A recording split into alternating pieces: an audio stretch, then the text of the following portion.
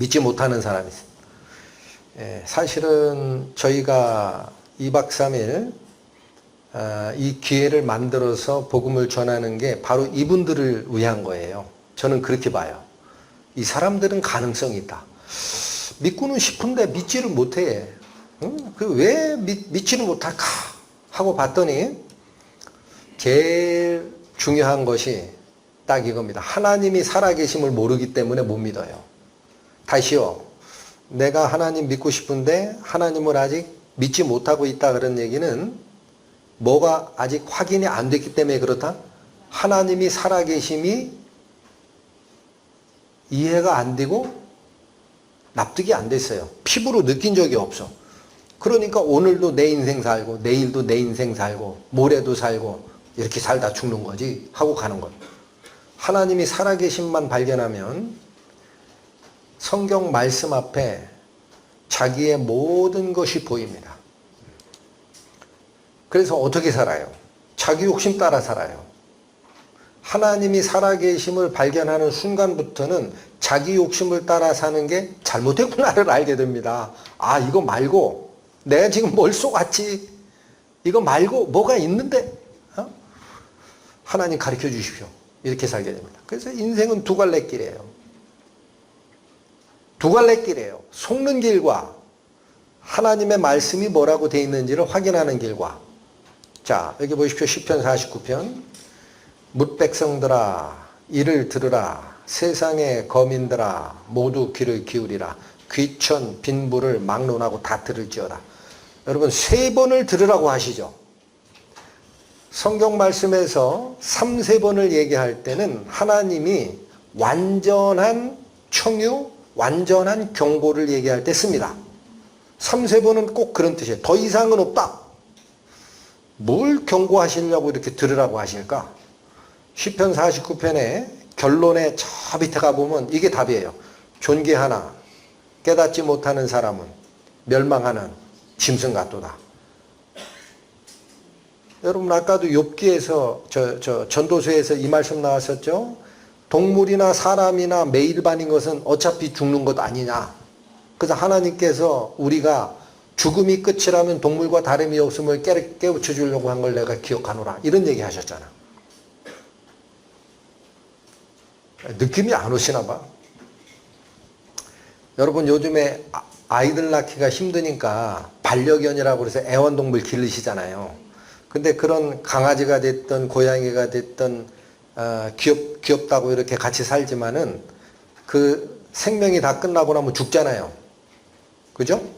그러면 그 죽음이 끝이라면 우리 인간도 그렇게 죽는 게 끝이라면 강아지 죽는 거, 고양이 죽는 거, 돼지 죽는 거, 소 죽는 거랑 사람 죽는 거랑 뭐가 달라? 여기 20절이 그 말이에요. 분명히 존귀한 존재입니다, 인간은. 그런데 그 존귀한 존재가 그 존귀성을 깨닫지 못하고 죽는다면 잡혀 죽는 짐승하고 뭐가 다르냐? 자, 이 질문이 두 가지 인생길이 있다 그랬어요. 왼편으로 가는 경우가 있고 오른편으로 가는 경우가 있어요. 제가 여러분들에게 전해주는 복음은 이렇게 하나님의 뜻이 양편으로 갈라진다라는 것을 제시해 드리는 것뿐입니다. 받고 안 받고는 여러분 몫입니다. 왼편으로 가는 자가 누구냐? 그가 비록 생시에 자기를 축하하며 스스로 좋게 함으로 사람들에게 칭찬을 받을지라도. 여러분 이게 우리말로 좀 어렵죠? 무슨 뜻이에요? 자기를 축하한다라는 말을 자축한다 그래요. 자축. 뭐를 자축한 거죠? 자기 인생. 여러분 인생 살다가 있죠. 돈을 많이 벌고 성공하고 그래도 느그막해. 아, 내가 내 인생을 돌아보니 정말 허무하구나. 이런 사람이 대반이지. 아, 내 인생 기가 막혔어. 이게 자축하는 사람 있어요? 없어요? 드물죠. 근데 이 사람 자기를 자축해요. 또 스스로 좋게 함으로 이게 뭐냐? 자수성가함으로라는 거야. 의미가. 날 때부터 금수저로 태어났기 때문에가 아니에요. 자수성가한 사람이에요. 그래서 사람들에게 칭찬을 받는 인생을 살았어요. 이게 18절의 핵심이에요. 그런데 19절 보십시오. 그들은 그들의 역대 조상들에게로 돌아가리니 어떻게 된다라는 거예요? 죽는다라는 거예요. 죽는다. 조상 죽었던 길대로 죽는다. 근데 그 죽음이 어느 길이냐? 영원히 빛을 보지 못하는 길로 가는 죽음이에요. 이게 왼편으로 사는 사람이에요. 딱 줄이면 있죠? 생시에 집중하다. 영원한 빛이 없는 세계. 예, 이거를 성경에서는 어두울 음자, 고울 부자를 씁니다. 한자로 어려워요. 어두울 고울 부. 그래서 음부라고 합니다. 이렇게 살다 죽는 사람이 있다. 근데 우편으로 가는 사람은 어떻게 간다? 그러나 하나님은 나를 영접하시리니 이러므로 내 영혼을 음부의 권세에서 건지시려다. 여기 나왔죠? 이 말이 이거예요. 영원히 빛을 못하는 마을, 어두울 음자, 고울 부자의 권세에서 나는 건짐을 받았다라는 거야. 이 사람은 뭐 때문에 건짐을 받아요?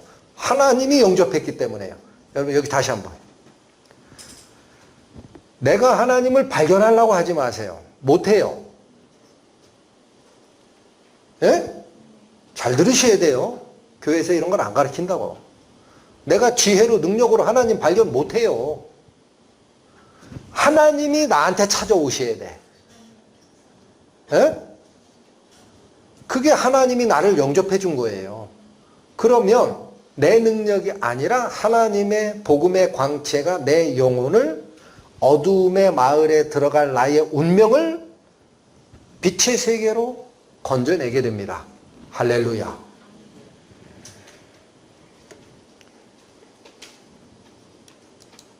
자, 그래서 여러분 스티브 잡스, 이거 어떤 분인지 뭐 말씀 안 드려도 되죠? 세계적인 기업입니다. 이분이 죽을 때 이런 말을 했다고 해요. 나는 성공의 정점에 올랐다. 다른 사람들 눈에 내 인생은 성공의 전형으로 비칠 것이다. 이게 모델 케이스라는 거예요. 모델 케이스. 하지만 부는 내가 익숙해진 삶의 일부였을 뿐이다. 여러분, 죽음 바로 직전까지는 부가 의미가 있어요. 그게 삶의 일부분이에요. 근데 죽음 이후로 가지고 갈 수 있어요? 없어요? 그래서 지금 이 순간 병상에 누워 내 모든 생을 돌아볼 때 내가 그토록 자부했던 그 모든 명성과 부라는 것이 곧 닥칠 죽음 앞에 흐릿해지고 의미 없음을 깨닫는다. 이렇게 살고 죽는 거예요. 천조를 모아놓으면 뭐합니까? 천억? 천조는커녕 천억도 많아. 100억만 주면 이런 사람 많을 거예요. 100억. 100억은 어린애 돈도 아닌데 그거? 하나님이 아마 100억 너 100억 선택할래? 예수 믿을래? 그러면 심각하게 고민할 거래요.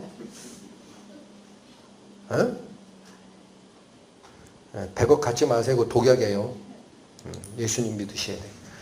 여기 소설가 모파상이 있어요. 죽을 때 나는 모든 것을 소유하고자 했지만 결국 아무것도 갖지 못했다. 공수래, 공수거. 빈손으로 와서 빈손으로 간다. 조지 버나드 쇼라고 노벨 문학상까지 타신 분인데 오른편에 있는 거는 그의 묘비입니다. 거기에 뭐가 새겨져 있죠. 그래서 그거를 쫙 떼다가 한글로 번역했더니 우물쭈물 하다가 내 이럴 줄 알았다. 이렇게 써놨대요. 이분 얼마나 황당했을까. 여러분 조지 버나드 쇼라는 이분처럼 우물쭈물 하다가 하나님 발견 못하는 낭패를 당하지 않으시기를. 윈스턴 처칠 다 아시는 분? 내 창조자를 만날 준비가 됐다. 묘비에 이 정도는 쓰고 가셔야지. 여러분 장폴 사르트르라고 실존주의 철학자가 있어요. 여러분 이분이 죽을 때 이렇게 얘기하고 죽었어요. 내게는 돌아갈 고향이 없구나. 근데 가만히 참 재밌어요. 이 실존주의 철학자라고 하는데 실존주의가 뭐죠? 실존. 실제로 존재하는 것 이외에 관심 두지 마라. 존재하는 것이 가치가 있고 존재하지 않는 것, 이 안에는 하나님도 들어가요. 영생도 들어가고, 이런 것에 관심 두지 마라 하는 게 실존주의의 의미입니다. 그래서 이분은 살아있을 땐 뭐라고까지 했느냐? 야, 그 죽는 문제 신경 쓰지 말어. 거기다 얽매이다가 있잖아. 네가 살아가는 인생 행복하게 사는 것도 뺏기는 거야. 바보야. 죽으면 그 뒤에 어떻게 될지 아니? 신경 쓰지 말어. 이렇게 얘기했던 사람이야. 근데 죽을 때 뭐라고 하고 죽었다?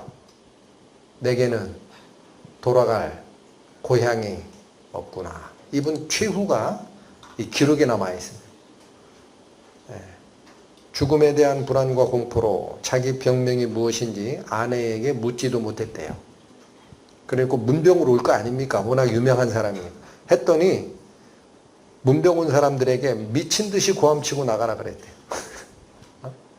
사람이고 뭐고 필요 없는 거예요. 이 사람 왜 이렇게 죽었죠? 존재하지 않는 것, 하나님이나 영생 이런 것에 관심 두지 마라 라고 주장했던 그는 어디로 간 걸까?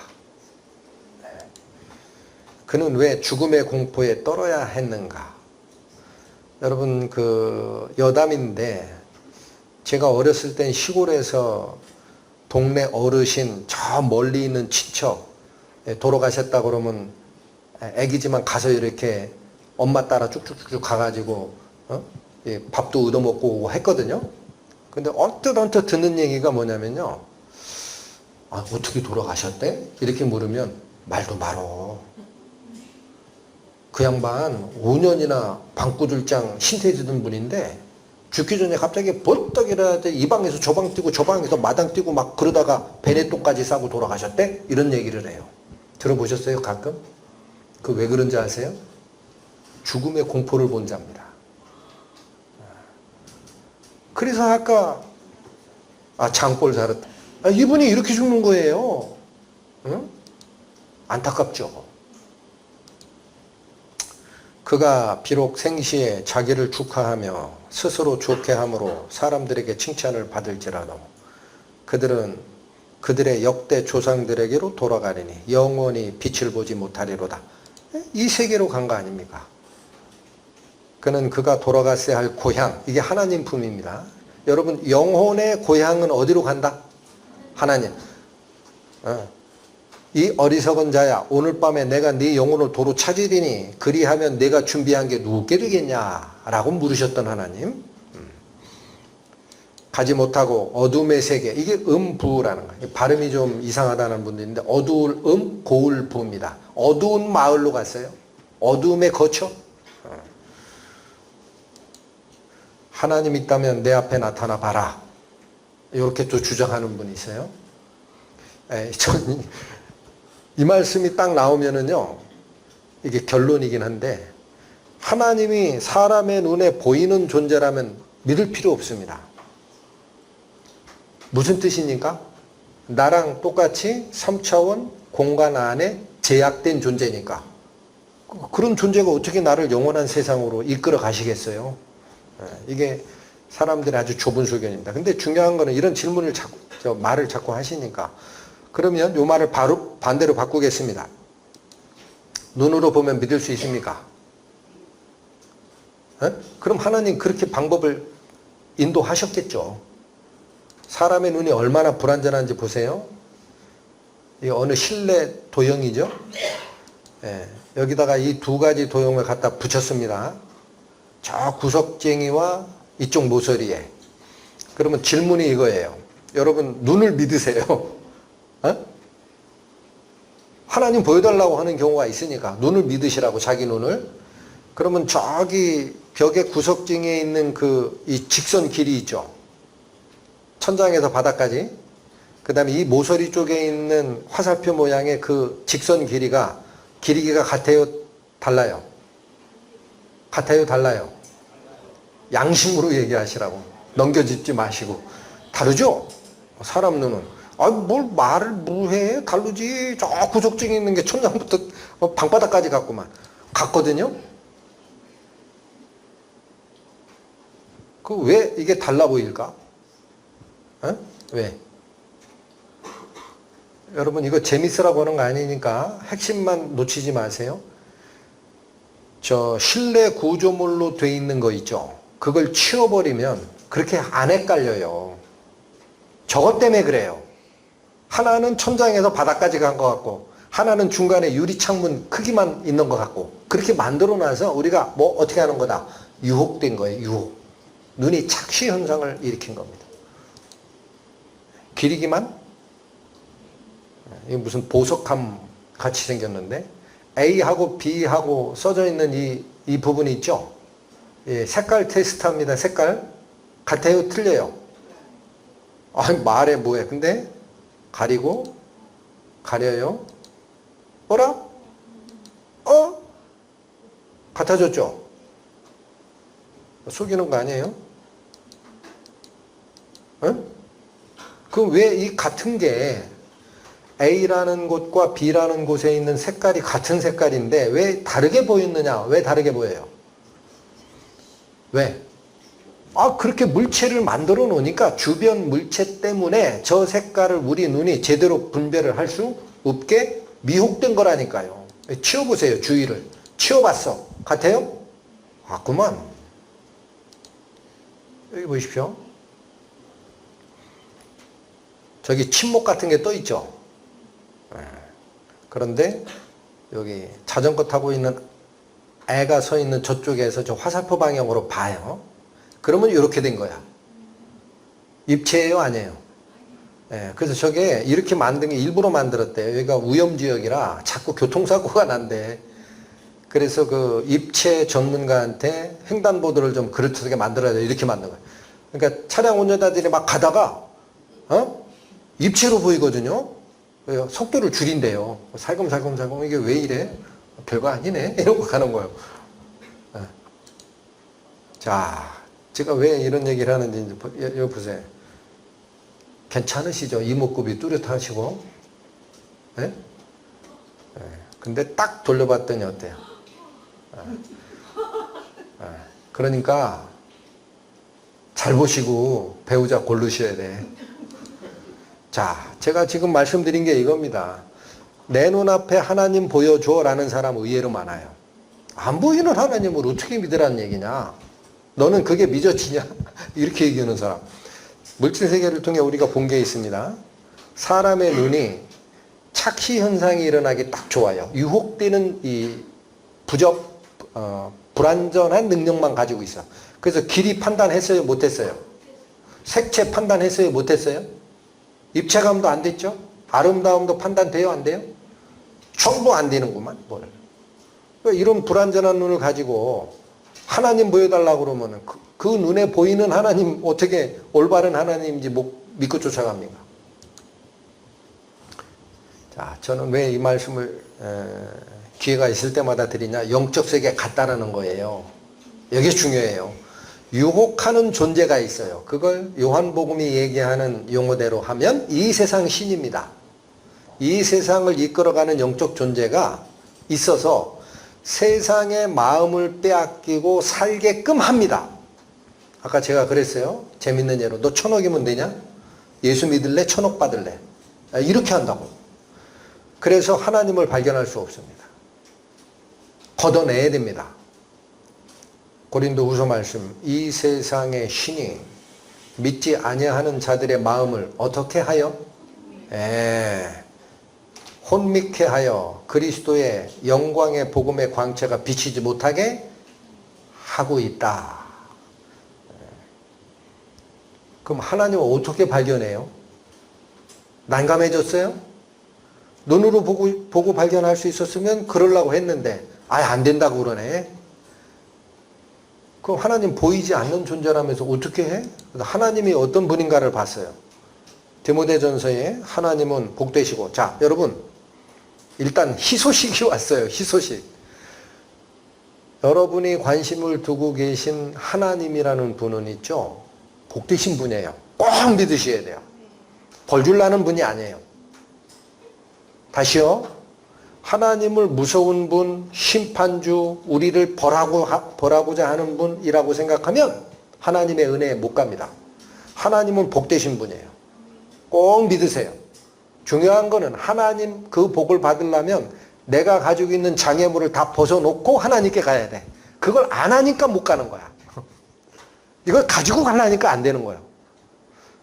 여러분, 하나님께 가는 그 길, 그걸 통과할 때 좁은 문이라고 해요? 넓은 문이라고 그래요? 좁은 문. 좁은 문은 짐 가지고 못 들어가는 거예요. 내 맨몸으로 들어가야 돼요. 예? 복되시고 유일하신 주권자라고 되어 있습니다. 그래서 이 유일하신이라는 뜻이 뭐죠? 네, 여기 유일한, 요게 하나라는 뜻이죠. 하나. 유일하다. 근데 여기다 존칭어 뭐를 붙이느냐? 하나님. 맞죠? 그래서 하나님은 뭐냐면요, 그게 하나님의 이름 아니에요. 우리가 그렇게 이러한 존재를 칭하는 겁니다. 오해 없으시기 바랍니다. 그래서 이 하나님이라는 이분이 또 어떤 분이냐면 복되신 분만이 아니라 주권자예요. 이분이 모든 걸 좌지우지해요. 아닌 것 같죠? 죽어보면 합니다. 죽으면 늦는데, 근데 죽기 전에 하나님 앞에 가서 쓰면은 있죠, 아무도 나를 이러쿵 저러쿵 권리를 주장할 수 없어요. 딱 하나님만 주장해요. 또 여기 오직 그에게만 죽지 아니함이 있대요. 그래서 영원히 사시는 분은 영원성, 영원성이라는 이 속성은 하나님께만 있는 겁니다. 어떤 사람도 보지 못하였고 또 볼 수도 없는 이시니, 볼 수 있다, 볼 수 없다. 선언했잖아요. 그러니까 오늘 이후로 하나님 눈에 보여달라는 소리는 하지 마세요. 다 못 드셨어? 자, 문제 이거예요. 눈에 보이지 않는 하나님이라고 하니까, 아예 못 본다고 그러니까 그러면 존재하는지 어떻게 하냐? 라는 질문을 또 합니다. 여러분, 눈에 안 보이는 건 존재하지 않는 거예요? 네? 여러분, 우리가 호흡하는 산소, 이 공기 중에 산소, 이런 생명에 필요한 요소들이 있죠. 오늘도 산소 2방울 봤다 하시면 손 드세요. 아무도 못 보는데 산소를 호흡하잖아. 여기 보세요. 더 쉽게. 여기 가정을 한 겁니다. 미국의 화재 현장이에요. 여기에 살던 내 친구가 한국에 있는 어떤 사람에게 알리고 싶었어요. 야, 이거 지금 큰일 났다 지금. 내가 사는 바로 옆집에 불났어. 사진을 찍어서 보냈더니 한국에 있는 친구의 핸드폰에 딱 왔어. 이거 이해 안 된 거 없죠? 하나도? 그러면 질문이 이겁니다. 이 화면이 어떻게 미국에서 한국까지 왔어요? 질문 쉬워요. 핸드폰에 있는 저 화재 화면이 미국 현장에 있는 상황이잖아요. 그게 어떻게 한국에 있는 사람 손에 들고 있는 핸드폰까지 왔냐고, 저 화면이. 비행기 타고 왔어요? 날라왔어요? 아니잖아요. 전파가 실어 왔죠. 전파가 화면을 실어 날랐기 때문에 핸드폰까지 온 거예요. 맞죠? 과로에 비워놨을까? 전파가 보이지 않는 거예요. 전파 보는 사람. 전파 보면 큰일 납니다. 정신 분열증 걸립니다. 공중에 지금 무지하게 많은 게 돌아다녀요. 화면은, 그러니까 이게 뭐예요? 원래 우리 눈에 보이는 것들은 보이지 아니하는 근원적인 것이 우리 눈에 나타난 걸 뿐이지, 보이지 않는다고 해서 존재하지 않는 게 아니구나. 그렇죠? 너무나 잘 알고 있습니다. 그래서 우리 알고 있는 게 이거예요. 핸드폰을 사용해 보면 보이지 않는 전파의 존재를 부인할라야 부인할 수가 없어요. 부인하면 바보야. 마찬가지다라는 거예요. 자연 법칙이 성경과 일치함을 보게 되면 뭘 알게 된다? 하나님 살아계시구나 알게 됩니다. 그래서 하나님께서 당신을 보여주는 방법이 있어요. 기뻐하셔야 돼요, 이제부터. 그리고 정신 집중하셔야 돼요. 눈으로는 못 본다 그래서 하나님이. 그런데 이렇게는 본다? 알려주셨어요. 그거를 뭐라고 하냐? 간접 계시. 계시는 열어서 보여주다라는 거예요. 10개자 보일시자. 열어서 보여주다. 이런 데다가 이 보자기 딱 세워놓으면 안 보이잖아요, 눈에. 그럼 보자기를 딱 걷어서 이렇게 봐라. 이렇게 하는 거를 계시라고 합니다. 레빌레이션. 근데 간접적으로 보여준다. 자, 보십시오.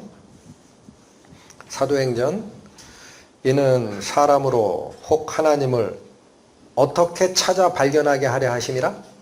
더듬어. 여러분, 이 더듬어 찾는다라는 게 누가 하는 방법이에요? 눈을 못 쓰는 장님이 하는 거예요. 가도 이렇게 더듬잖아요. 더듬 보고 알잖아. 여기 뭐가 있다. 그죠?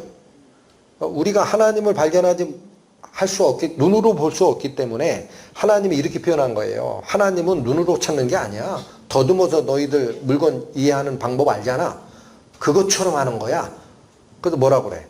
그는 우리 각 사람에게서 멀리 계세요? 안 계세요? 여러분, 장님이 물건을 확인하려고 하면 멀리 있는 거 못 만져요. 저 벽을 못 만져요. 이건 만지지, 그죠? 하나님이 이런 얘기하는 거예요. 너희 하나님을 눈으로 볼 수 없잖아. 근데 이렇게 만지면 알듯이 내가 옆에 있을게. 만져봐. 얼마나 은혜스러워요. 내가 옆에 있어준다. 만져봐라. 다른 방법으로 알려주는 게 있다. 이게 무슨 소리야?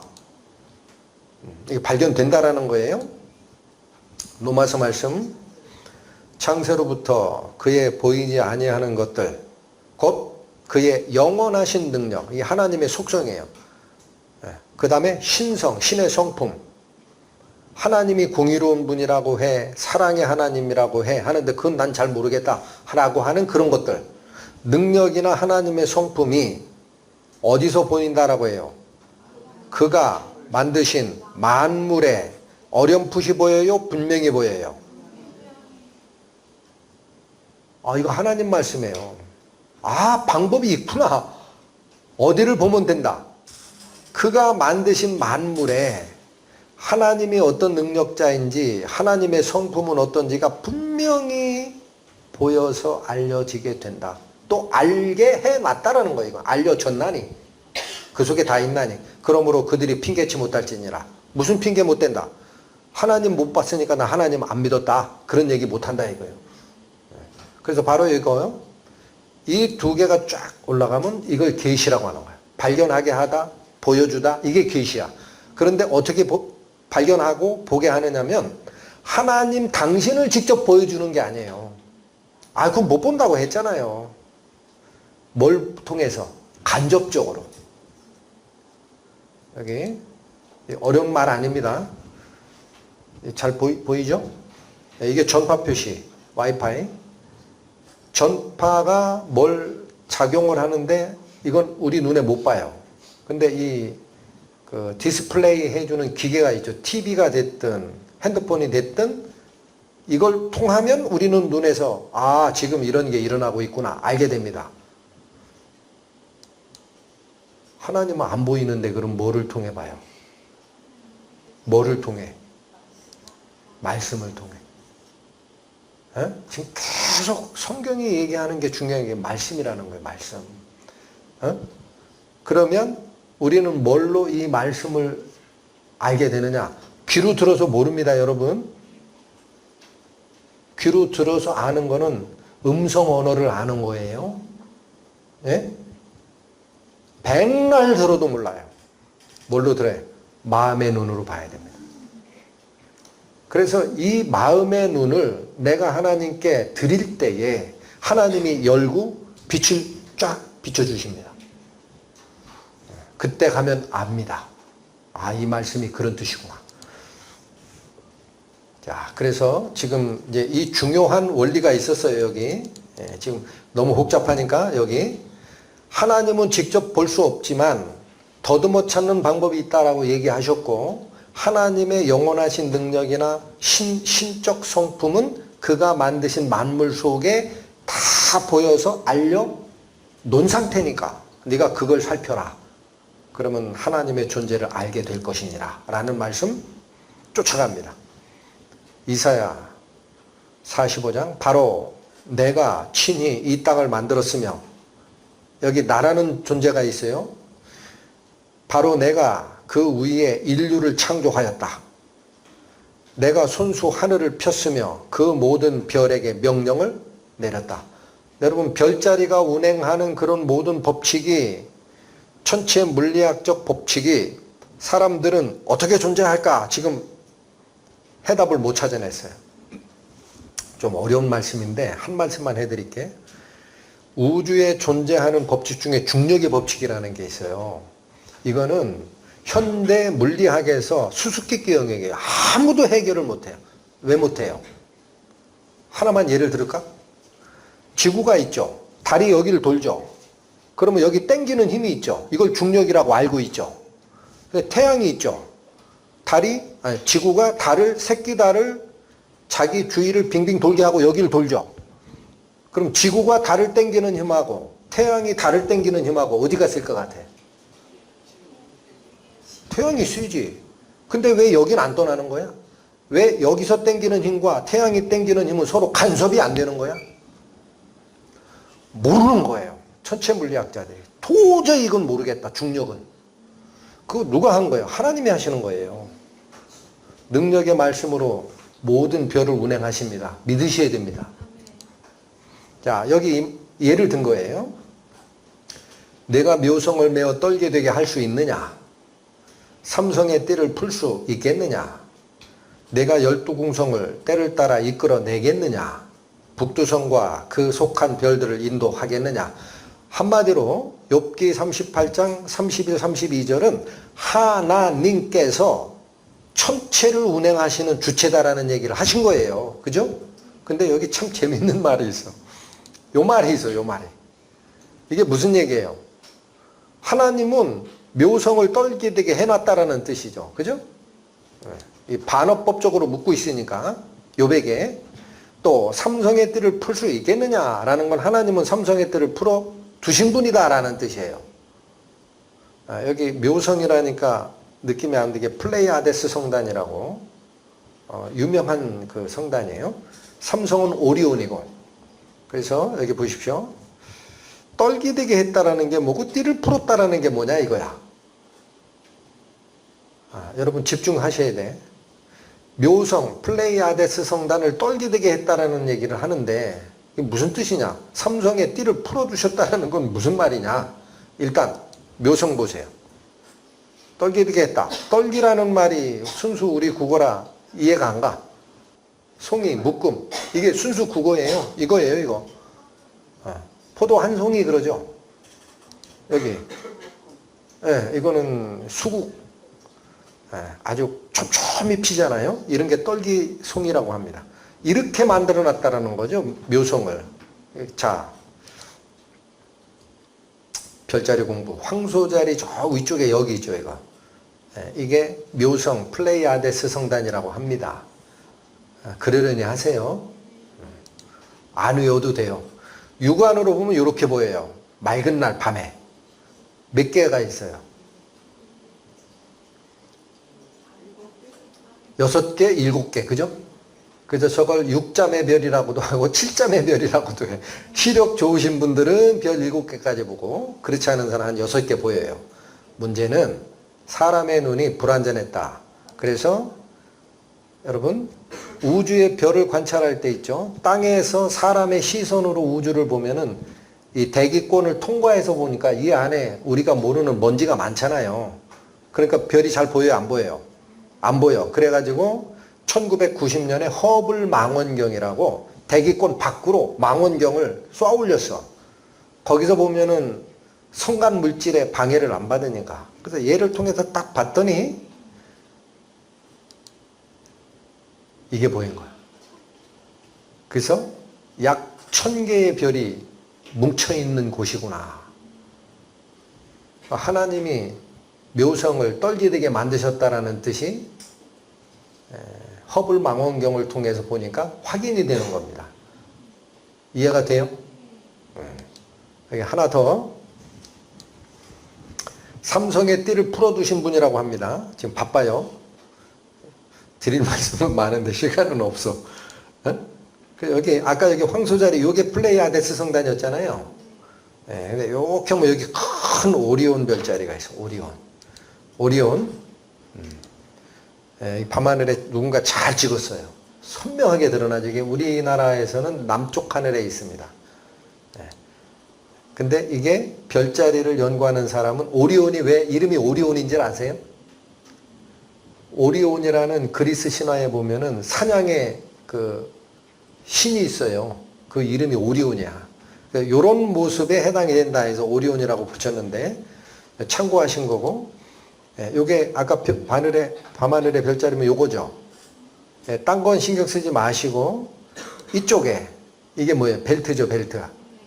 사냥꾼 허리띠. 이걸 오리온 벨트라고 합니다. 이게 오리온 벨트예요. 그래서 이름을 그렇게 불러요.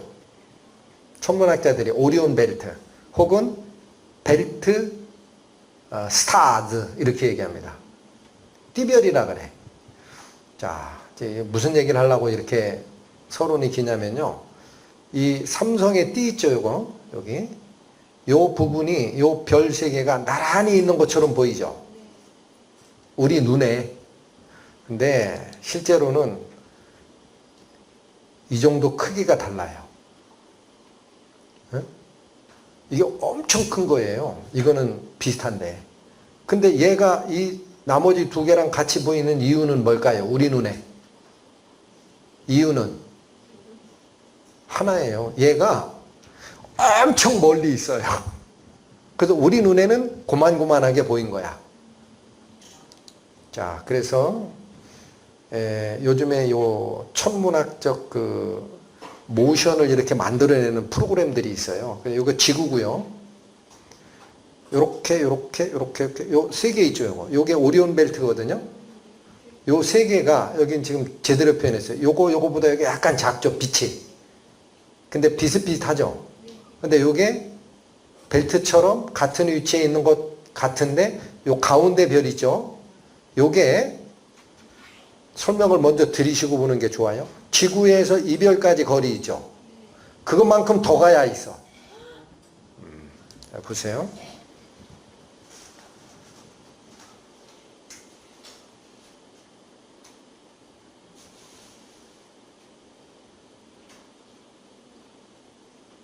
이별 보시는 거예요. 요거.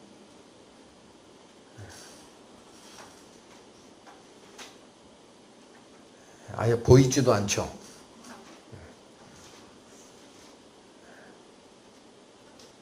다시 돌아오고 있는 겁니다. 돌아와서 지구의 입장에서 보니까 이렇게 딱 보니까 그게 벨트처럼 보인 거지. 자, 설명하려는 게 뭔지 아시죠? 우리 눈에는 세 별이 똑똑똑똑 요 사냥꾼의 벨트처럼 거기 묶고 있는 것 같은데 이걸 만드신 하나님의 시선에서 보니까 가운데 거 있잖아. 그 빠클 같은 거. 걔는 있지. 양옆에 있는 것보다 그만큼 더 가야 있는 저쪽에 있는 별이야. 그럼 이걸 벨트로 연결하려고 그러면 벨트가 풀어진 거지. 벨트가 풀어진 거라고. 그쵸? 그래서 하나님이 이렇게 얘기하는 거예요. 삼성의 띠를 너 풀 수 있느냐? 그 얘기는 삼성의 띠가 지금 풀려 있는 걸 네가 모르지? 너희 눈에는 같이 묶여 있는 것처럼 보이지? 라고 설명한 거예요. 이해가 되세요? 그래서 지금 보면 이런 아주 순간순간 지나가는 이 말씀들이 예수님 오시기 전 1500년 전에 욥기서가 기록이 돼요. 이 천문학적인 이 표현이 예수님 오시기 전 1500년 전에 기록된다는 거예요. 그런데 1990년에 우리가 뭘 통해서 이런 사실들을 알아요? 묘성, 플레이아데스 성단이 떨기되어 있다는 사실, 삼성의 띠는 우리 눈에는 띠처럼 보이나 엄청 멀리 풀어져 있다는 사실을 알게 되죠. 그러면 몇 년 전에 성경이 기록된 겁니까? 3500년 전에. 여러분, 예수님 오신 게 예수님 자꾸 말로 해서 가까운 시간 같은 데 있죠. 예수님 오시는 여기가 박격거세가 알까고 나오는 때예요. 우리나라 역사에서 삼국시대가 시작이 돼요. 여기가. 그냥 됐다 성경 말씀이 하나님 말씀이다.